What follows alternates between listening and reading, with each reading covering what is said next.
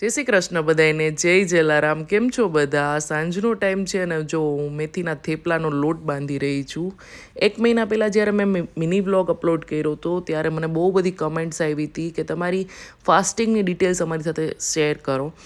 તો હું સાંજે 7 વાગે જમી લઉં છું. ત્યારે બધાયનું જમવાનું બન્યું ન હોય, કારણ કે ડેઈલી મારે આ જ ટાઈમે શૂટિંગ હોય અને બધાનું બનાવવા બેસીએ ને તો આપણે 8 સાડા 8 થઈ જાય, તો આપણું આ વહેલું જમવાનું પોસિબલ ન થાય.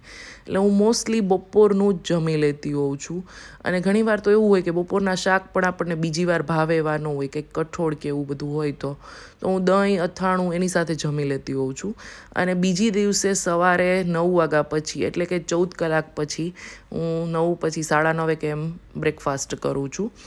અને રાત્રે પણ જમ્યા પછી હું કોઈ વસ્તુ લેતી નથી. ઘણા લોકો દૂધ ફ્રૂટ બધું લેતા હોય, પણ કોઈ જ વસ્તુ નહીં. સમર આવી ગયો છે એટલે એકાદી વાર પાણી ખાલી પી લઉં છું. આમાં તમારું એક મીલ સ્કીપ થાય એટલે આપોઆપ વેઇટ લોસ થઈ જાય. મેં વેઇટ લોસ માટે નહોતું કર્યું પણ થયું છે. આવજો.